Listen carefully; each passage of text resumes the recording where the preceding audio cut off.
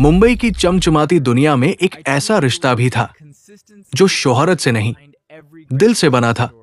एक तरफ थे बॉलीवुड के हीमेन धर्मेंद्र और दूसरी तरफ सुरों के बादशाह मोहम्मद रफी।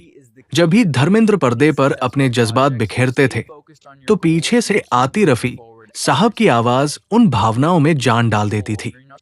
लेकिन क्या आप जानते हैं, इन दोनों महान कलाकारों के बीच सिर्फ काम का रिश्ता नहीं था, बल्कि एक ऐसी दोस्ती थी जिसमें सम्मान, अपनापन और मोहब्बत बसती थी।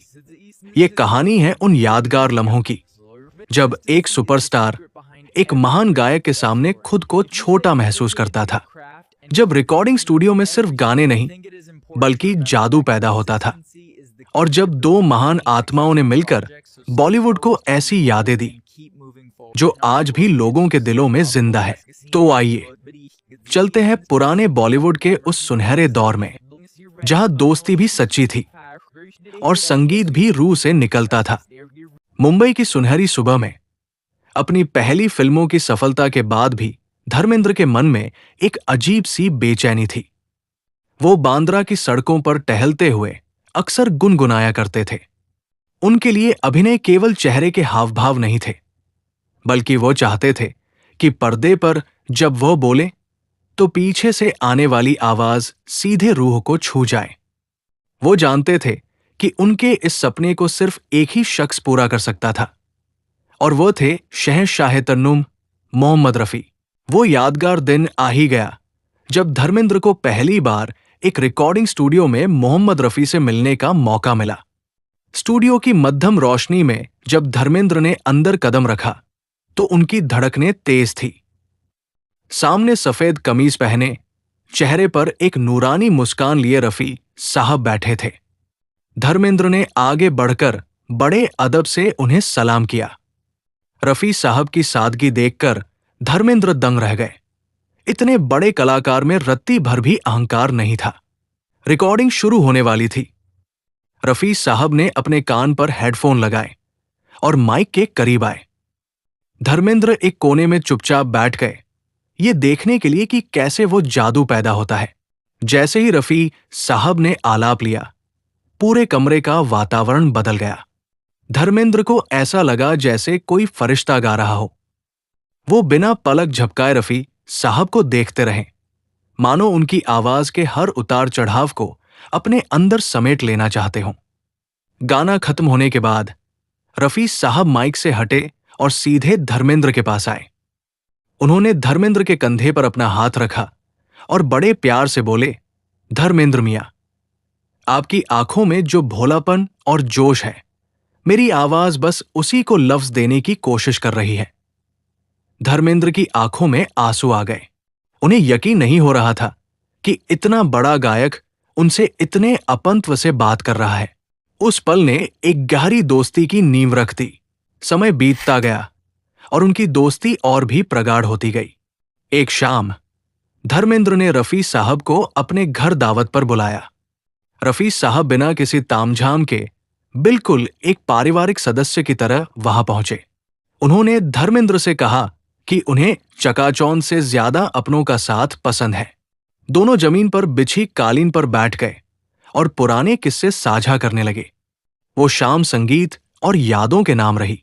बातों बातों में धर्मेंद्र ने अपने गांव और संघर्ष के दिनों की दास्तान सुनाई। उन्होंने बताया कि कैसे वो पंजाब की मिट्टी से निकलकर सपनों की नगरी आए थे। रफी साहब ने बड़े ध्यान से उनकी हर बात सुनी, जैसे कोई बड़ा भाई अपने छोटे भाई की बातों को सुनता है।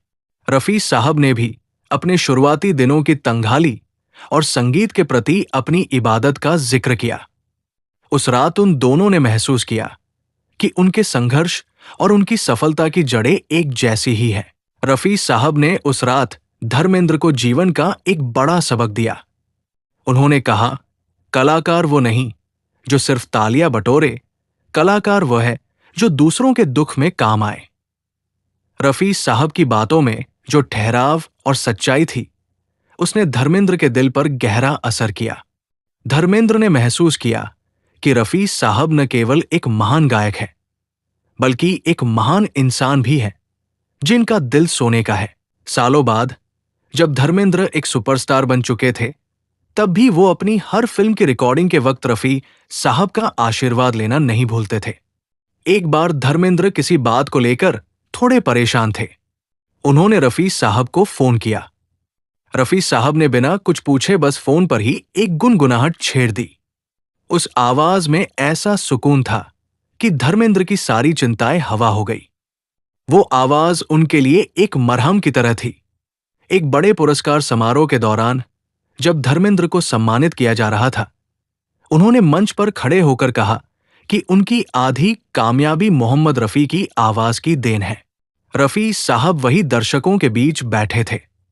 जब वो धर्मेंद्र को गले लगाने के लिए मंच पर आए, तो पूरा हॉल तालियों की गड़गड़ाहट से गूंज उठा। उन दोनों की आंखों में एक दूसरे के प्रति सम्मान और प्यार साफ झलक रहा था।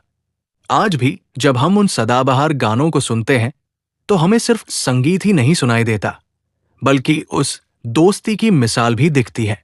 धर्मेंद्र का अभिनय और रफी साहब की आवाज एक दूसरे के लिए बने थे। ये कहानी हमें याद दिलाती है कि सच्ची मित्रता और कला की कोई सीमा नहीं होती।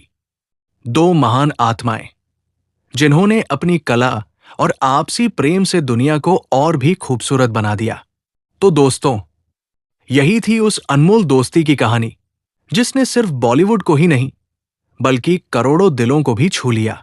धर्मेंद्र का अभिनय और मोहम्मद रफी की आवाज, ये सिर्फ एक कलाकार और गायक की जोड़ी नहीं थी, बल्कि भावनाओं और संगीत का ऐसा संगम था जो आज भी सदाबहार है।